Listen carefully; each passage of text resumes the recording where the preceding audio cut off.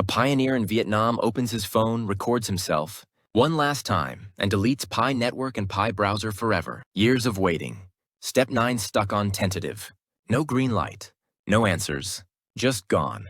That moment right there tells you everything about where this community stands today. And I am about to break down exactly why. Before we get into it, hit that like button, drop a subscribe if you are not already part of this channel, and turn on notifications so you never miss an update again. This community grows because of you, so let us get into it. Let us start with the question everyone keeps asking me. The second migration is supposedly rolling out right now. My timeline is flooded with people claiming they already received theirs. But I am being honest with you. I am refreshing my own wallet constantly, and I am seeing nothing change. So where do you actually stand right now? Have you already received yours? Are you still waiting like the rest of us? Or have you not even checked yet? Drop a comment below and tell me exactly where you are. Because if you already got yours, I want proof, and I want to see it in the comments. Here's the bigger picture behind that migration conversation, and it connects directly to 3 terms you are seeing everywhere right now: QWF, IPPR, and the hashtag ref. These are not random buzzwords. They are internal mechanisms that the Pi ecosystem is building to define how mined Pi actually behaves once it moves toward real economic use. Locking your mined Pi inside the core vault works as collateral. That collateral is not just sitting there doing nothing. It becomes the basis for IPPR, which measures the real economic strength of that locked Pi. Think of it as a scorecard for how solid your locked position actually is. Then there is QWF, which calculates the actual value that locked Pi is capable of generating. In simple terms, IPPR tells you how strong your position is, and QWF tells you what that strength is worth in real terms. And ref steps in as the stable internal settlement asset, the thing that allows value to move and settle within the ecosystem, without depending entirely on open market volatility.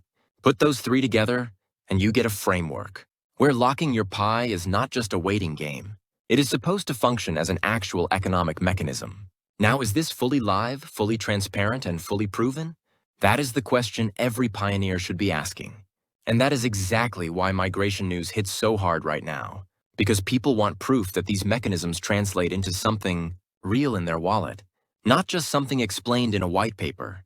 And that brings me to the story that genuinely affected me this week. According to reports circulating from a Vietnamese pioneer, this individual had been stuck for years on step 9 of the Mainnet Checklist, sitting permanently on tentative, never once turning green. No migration, no explanation, no timeline, just silence, update after update, with zero visible progress on his end.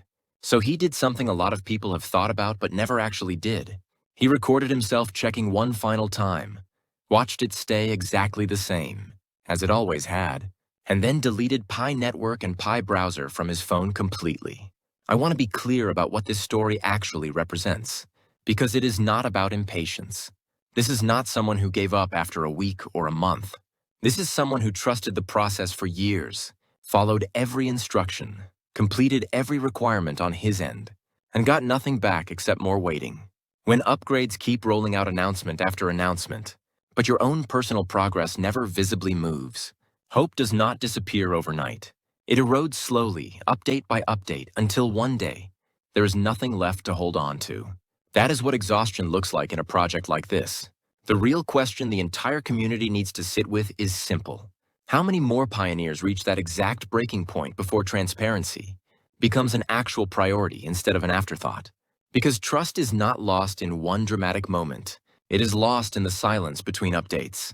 Now let us shift into something far more constructive. Because not everything happening in this ecosystem is about waiting and frustration. There is real expansion happening on the utility side, and it centers around a phrase that is gaining traction: 2 rails, 1 economy.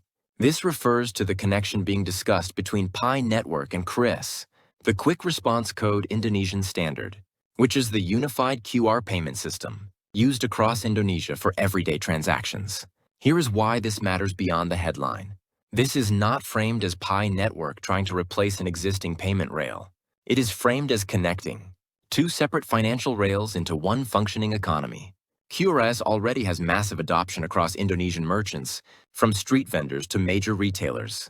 If Pi Network can genuinely integrate alongside that infrastructure, rather than compete against it, that is a completely different growth strategy than trying to convince merchants to adopt something brand new from scratch.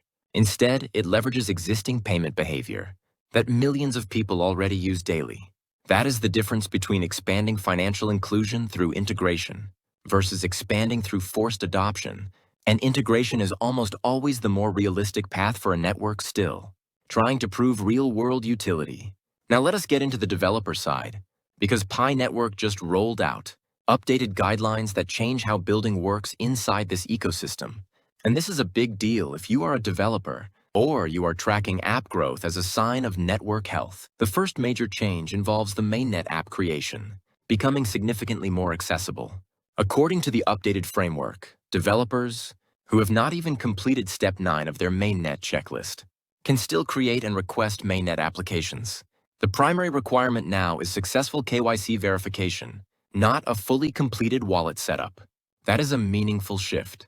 It means developers no longer have to wait on every single wallet milestone before they can start building and submitting real applications.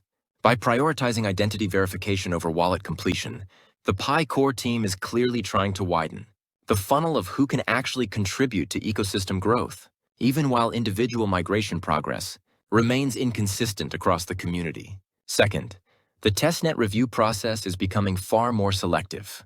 The Pi core team has indicated that testnet app reviews will now be limited, with the bulk of attention shifting toward mainnet submissions. What this tells developers is straightforward.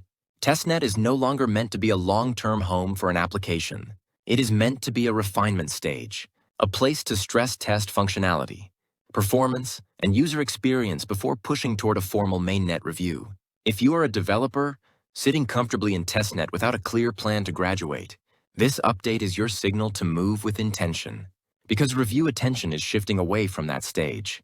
Third, and this one matters a lot for anyone building anything, transactional.